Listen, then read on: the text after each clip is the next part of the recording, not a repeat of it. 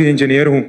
Bye born मैं मुसलमान हूँ और अल्हम्दुलिल्लाह बाय रिसर्च भी मैं मुसलमान हूँ। कुछ वीकनेसेस आई थी कुछ सालों पहले, मुझे इत्तेफाक हुआ पढ़ने का यूके के अंदर, और वहाँ पे मैं अपना माइंड जो है वो क्लियर करके गया था, क्योंकि अगर मैं यूके में पैदा होता तो हो सकता है मैं क्रिश्चियन होता। तो यूके गया और वहाँ पर क्रिश्चियंस पे भी मिला और डिफरेंट रिलीजन लोगों से भी मिला, और नॉटिंघम इस्लाम इंफॉर्मेशन पॉइंट के थ्रू मैंने दावत भी दी, उनसे मिला। और जिस तरह से डिबेट्स हुई, आपकी बुक्स हैं, अहमद दीदात की बुक्स हैं, उन्होंने बहुत हेल्पफुल की। और जब क्रिश्चियंस और डिफरेंट थे वो बेबस रह गए, तो मुझे मेरा यकीन और पुख्ता हो गया कि इस्लाम और कुरान के अलावा और कोई मजहब हक नहीं है, यही सिर्फ हक है ताकि क़यामत तक, क्योंकि उनकी बेबसी देखी मैंने देखी वहीं पर। लेकिन कुछ सालों पहले सर एक शख्स है, वो भी IPCC अहमद दीदात के स्टूडेंट हैं, उन्होंने जो अभी क्लेम किया है, आप चाहें तो मैं उसका नाम भी ले सकता हूँ। उन्होंने कहा है कि कुरान की जो लिटरल मीनिंग्स हैं जो अरबिक हैं, अरबिक में आप जब ट्रांसलेट करते हैं तो उसकी जो लुगत है उससे ही आपको कुरान को अंडरस्टैंड करें। आप जो तफसीर देखते हैं या फिर कुछ हदीस हैं उससे आप अगर देखते हैं तो वो कुरान की अंडरस्टैंडिंग बिल्कुल बदल जाती है। जैसे कि वो कहते हैं कि तौरात जो है वो मूसा अलैहिस्सलाम पे नाजिल नहीं हुई। तो मेरा क्वेश्चन ये है कि पूरी की फाउंडेशन ही जो है उसने डिस्टर्ब कर दी है, कि जैसे उसने कहा कि मस्जिद अक्सा जो है वो फ़लस्तीन नहीं है बल्कि वो पैलेस्टाइन में है। तो ये जो अंडरस्टैंडिंग है कि आप कि कुरान जो है वो सिर्फ कुरान से ही समझा जा सकता है, क्योंकि वो अल्लाह ने उसकी जो है जिम्मेदारी ली है, बाकी तो मैन मेड लोगों ने किताबें लिखी हैं सारी जो उसका क्लेम है। तो मेरी रिक्वेस्ट है कि अगर आप इसको क्लियर करें इस अंडरस्टैंडिंग को कि कुरान को सिर्फ इसी ट्रांसलेशन से ही समझा सकता, क्योंकि उसको कुरान ने वो अल्लाह ने उसकी वो ली है। तो और रिक्वेस्ट है कि समझ गया भाई, कब से खड़े हुए थे, समझ गया आप सर। मैं समझदार हूँ मैं, और किसके बारे में बात करते हो भी जानता हूँ मैं। जज़ाकल्लाह।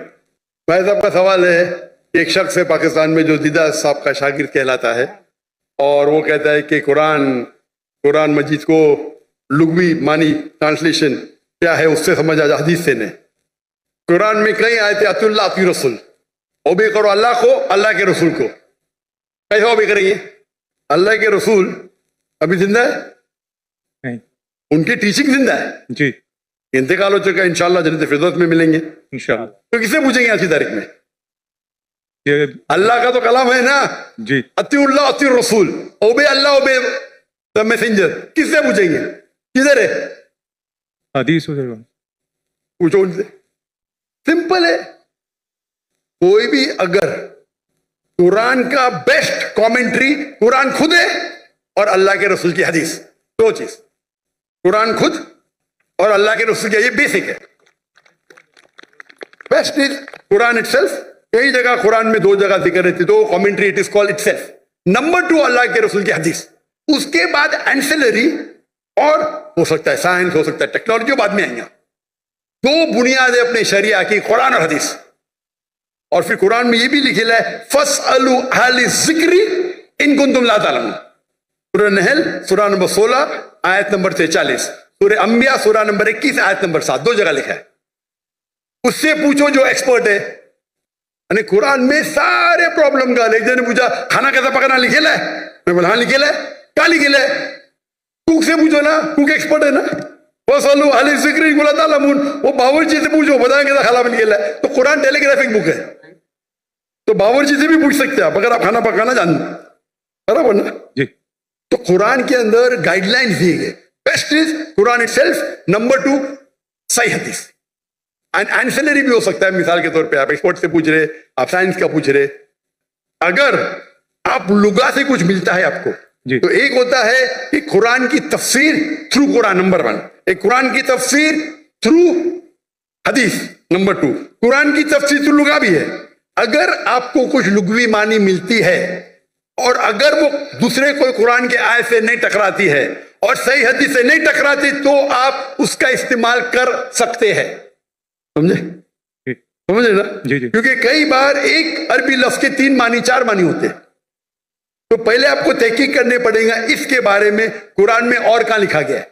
मिल गया, हदीस से मिल गया, फिर लुगा देखो, अच्छा ये कुरान में 4 मानी है, ये 2 कुरान से मिलते, हदीस से मिलते, बाकी दो नहीं मिलते, बाकी दो को निकाल दो, आप समझे? जी लेकिन अगर नहीं टकराती है तो आप इस्तेमाल कर सकते हैं। अगर जी नहीं कुरान और सही हदीस से नहीं टकराती है, जी अगर टकर ऑर्डर रहता है, their order, number 1 is Quran, फिर हदीस है, फिर बाद में अपना आपका लॉजिक है। लॉजिक ऊपर नहीं आता है, लॉजिक नीचे, उर्फ है, कस्टम्स है। तो फिक्ह के अंदर उसूल है, ये उसूल के डिफरेंस होने की वजह से थोड़ा इख्तिलाफ है, उसके ऊपर भी मैं डिटेल में जाऊंगा नहीं। जी लेकिन लुगा का इंपॉर्टेंस है, टॉप पे नहीं है, टॉप पे नहीं है, नीचे, आप समझे ना? जी जी अगर हदीस से साबित हो गया कि ये कुरान के मानी ये है तो हदीस है फाइनल, बट सही हदीस होना चाहिए। मिसाल के तौर पे सबसे पहली आयत जो नाजिल हुई, पहले दो आयत, इकरा बिस्मि रब्बिकल्लज़ी खलक खलकल इंसान मिन अलक, और इकरा की सूरा नंबर 96 वर्स 1 और 2, पढ़ो अल्लाह के नाम से जिसने पैदा किया एक खून के लोथड़े से, लीच। अभी साइंस आज कहती है खून के लोथड़े से तो इंसान बना ही नहीं, उसका मतलब कुरान में गलती है, नउज़-बिल्लाह, अरे बल्ला। और बहुत से लोग एतराज देते आपकी पहली दो आयत में ही गलती है, क्योंकि पहले लोग समझते थे, ग्रीक लोग, कि इंसान खून के लोथड़े से बना है। अभी आप जब तहकीक कर रही हैं तो अलाका के मानी 3 होते हैं, खून का लोथड़ा, लीच, लोच जैसा, leech like substance, and something which clings, 3 मानी होते हैं। खून का लोथड़ा, लीच लाइक सब्सटेंस, लीच को क्या बोलते हैं उर्दू में? लोच। लीच को क्या बोलते हैं उर्दू में? जोंक जोक, जोक, जोक, जोक। और तीसरा है समथिंग विच क्लिंग, जो लटकता है।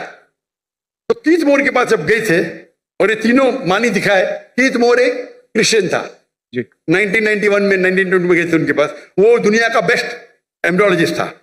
लिखे के तर्जुमा, हमारी साइंस को पता ही नहीं कि एम्ब्रियो, एम्ब्रियो मतलब जब बच्चा माँ के पेट में जब शुरू में पैदा होता है उसे कहते हैं एम्ब्रियो। हमारी साइंस तो कहती नहीं कि वो जोंक के जैसा लगता है। वो माइक्रोस्कोप में गया, शॉक हो गया, अरे हाँ सही है भाई, ये जोक लगता है। तो इसमें मानी कौन सी है अभी? अलाका की क्या मानी है? जोक, समझ गए? या बाद में उससे पूछे बाकी के बारे में क्या है? नहीं भाई, बच्चा लटकता भी है, तो दोनों सही है। बच्चा जब मां के पेट में रहता है, वूम में रहता है, तो बच्चा लटकता है थ्रू द एम्बोलिकल कार्ड, अम्बुलिकल कॉर्ड के थ्रू लटकता है, बराबर, दोनों सही है। और रिसर्च करके पता चला कि दिखने के अंदर बच्चा शुरू में खून का लोथड़ा दिखता है, तो वो भी सही है, खून के लोथड़े से नहीं बना, लेकिन खून के लोथड़े जैसा लगता है।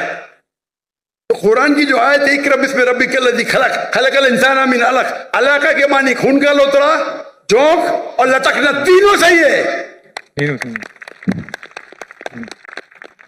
कोई भी हदीस से टकरा रहा नहीं, कोई भी तफसीर में लिखा नहीं, कोई भी तफसीर में लिखा नहीं कि ये लॉच के बारे में, जोक के बारे में खून का लोथड़ा लिखा है, लेकिन वो गलत फहमी थी, क्योंकि खून के लोथड़े से बनता नहीं, खून के लोथड़े जैसे लगता है। आप समझ रहे ना? तो इस वक्त आप लुगा का इस्तेमाल करें, अच्छी बात है, लेकिन वो लुगा अगर कुरान की दूसरी आयत से टकराता है या हदीस से टकराता है तो उसको छोड़ देने का। आप समझ रहे ना? जी जी तो लुगा की अपनी उसका दर्जा है, लेकिन नीचे। तो अगर आप उसूल को जाने, उसूल को जाने ने और अपने फतवे देने लगे तो हालत ही होगा। और उम्मत को अगर बेसिक नॉलेज है दीन की, कोई भी आलिम आपको कोई भी घुमाएगा नहीं आलिम। अगर आपको पता है दीन के बारे में, वल्लाही कोई भी आलिम घुमा नहीं सकता आपको। तो प्रॉब्लम है हम दीन के बारे में जानते ही नहीं ना। मैं आपसे सवाल पूछता हूं, अगर हिंदुस्तान में हैदराबाद में गाड़ी पहली बार आई थी बहुत साल पहले, तो एक नवाब गाड़ी खरीदते, पहली बार गाड़ी आती, अमीर रहते, मिल जाती गाड़ी उनको, तो गाड़ी के साथ ड्राइवर भी आती, किसको चलाने आता ही नहीं, गाड़ी किसको चलाने आता ही नहीं ना, तो कंपनी उसको ड्राइवर भी देती है। तो नवाब साहब बोलते मेरी बीवी को शॉपिंग जाने के, गाड़ी को बाहर निकालो, तो ड्राइवर बोलते नवाब साहब गाड़ी खराब हो गई, अब भी सही करो। तो बोले सही करने के लिए 10 किलो घी चाहिए, 20 किलो राइस चाहिए, बासमती राइस, और 30 किलो शक्कर। तो नवाब साहब उसको 20 किलो घी देते, 30 किलो बासमती राइस और 30 किलो शक्कर देते, और गाड़ी चलने लगती। میں آپ کو پوچھتا ہوں, آج آپ کا ڈرائیور بولا مجھے گاڑی صحیح کرنے کے لیے 20 کلو اصل گھی چاہیے, 30 کلو باسمتی رائس چاہیے اور 30 کلو شکر چاپ دیں گے اس کو؟ Of course not. کیا کریں گے؟ لات مار کے بھگائیں گے نا, کیونکہ آپ گاڑی کے بارے میں جانتے ہیں, جی آپ دین کے بارے میں نہیں جانتے تو یہ مسلمان کا جال ہے. آپ دین کے بارے میں جان لیں گے تو کون آپ کو گھی نہیں پوچھے گا. آپ سمجھے نا؟ جی کل میرے بیٹے نے تقریر کی تھی اردو میں, کیا قرآن کو سمجھ کے پڑھنا ضروری ہے؟ جی ہو سکتا ہے کہ یہ ایگزامپل انہیں دیا ہے کل کی تقریر میں, دی دیے نا ماشاء اللہ آپ سے. جی تو وہ پرابلم ہے. اگر کوئی ایک دم پیچیدہ سوال ہے فقہ کا تو جا کے پوچھو, یہ بیسک کیا پوچھنے کا, ہمارا فرض ہے. اگر کوئی فقہ کے بارے میں تو جاؤ مولانا کے پاس, اچھی بات ہے. یہ بیسک چیز کے بارے میں کیا آپ سمجھ رہے نا؟ جی تو if you know the basic knowledge کو میں گھمائیں گا نہیں, تو قرآن کو سمجھ کے پڑھو. الحمدللہ جہاں تکلیف آتی ہے نزول قرآن تو عالم سے بات ضروری ہے, لیکن یہ بیسک کس طریقے سے قرآن حدیث پہ عمل کرنا چاہیے تو ہر مسلمان اگر سیکھے, یہ ہمارے راہ نجات کی کتاب ہے, تو انشاءاللہ ہم اس دنیا میں سفل ہیں گے, آخرت میں بھی. اب جزاک اللہ.